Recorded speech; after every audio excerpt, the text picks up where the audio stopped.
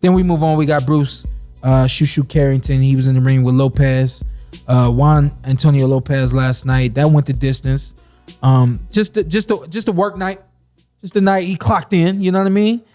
For me, because I'm a bettor. So we talked about that earlier. I'm looking at him, huh? I'm looking at him, and I'm looking at Koray, and I'm that's Norman. I'm looking at Lopez, and I see only one. I believe it was only one person that might have stopped him, and I went with the decision. Luckily, that's what happened with Bruce. I don't understand though, because he's really in the pocket. I was telling that to Danny yesterday. Like, he's in the pocket. He slips a shot and he digs. Yeah. He's not just there playing. Yeah. And he prefers to be there. He could easily get on the jab and box. Yeah. He likes inside fighting. Yeah. I don't know how things are going to pan out as the competition keeps stepping up. Right. Is that style going to change? Because the knockouts may slow down, but he's got a very exciting style. I love that he comes in with the towel, kind of like Mike Tyson, living up to the Brooklyn side of things. So, man, I love Bruce Carrington. He had a phenomenal, outing. He did get hit a little bit too much for me. I feel like, again, he's on another level.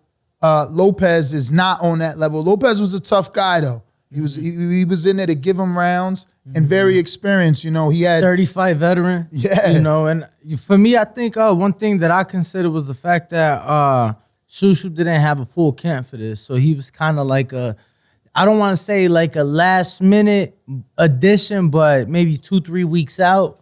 So I did take that into consideration. Okay, I didn't even know that. Bruce stayed ready though. He stayed ready, but you get what I'm saying?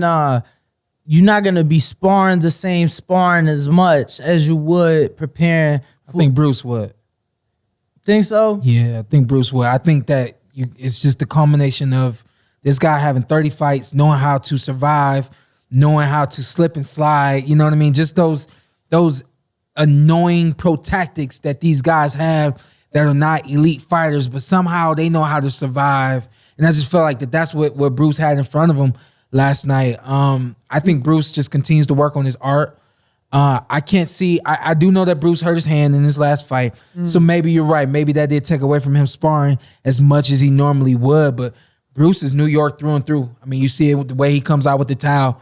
My man wants everybody to know where he's from, who he's representing, and who he's coming behind. He had the nice outfit too. It was like a New York Giants. It was smooth. That was nice. Montage. It was nice. smooth. Like but that. I think saying all that to say that I think Bruce, it just was the night. It was the night where I clock in and I got a guy who's gonna make it hard for me. He's not gonna stand there and just let me hit him. And not that Bruce is expecting that or even wanting that. Right. But I mean, you look at the way Bruce works in on the inside with the long arms. They mentioned he had a 72-inch reach, which is like that of a 6-foot fighter. You know what I mean? And he's only 5'8", 5'9" at best. So Bruce is. He's only 5'8", but you are correct, 72-inch reach. Yeah. And Lopez had a 69-inch reach. But I do want to give Lopez credit. He landed a lot of sneaky lefts, like from like a lowered position. Remember, I kept telling you, it was just, Bruce got to watch that. It was, it's not traditional, and maybe that's why he was getting hit with it, because you don't see it normally in the gym. It was just a weird, awkward, my head's down, here comes the left out of nowhere. Right. And it landed quite a few. How it go, Ness? Come on, get out of here. and it's necessary because it's like it adds, it just, that experience right there. I didn't see this punch the entire night. It kept hitting me, and then now I have an opportunity to watch it back and know that more than likely I fell asleep on this guy because he couldn't hurt me. He didn't have the kind of skills that I had. It was who they put me in the ring with tonight, and I just worked as long as I had to work, but I got hit with something along the way, so it's just going to force Bruce to be even more proficient. What I did like is that lead hand. I don't know if you guys paid attention. He was able to control the guy. He'll turn the guy, keep him away. He uses that lead hand kind of like Johnny Rice, but way more educated. Yeah. Like Johnny leans way too much. Like Bruce is stiff arm and you holding you back, keeping that distance, making sure the range is there. Yeah. Another thing I remembered is he was really good with his lead right. Remember I said that? And at first I was like, yo, he don't got no power but he's changing the speeds on the lead. Like after a while, he's seen I could just land his lead. I don't have to use the jab. Right.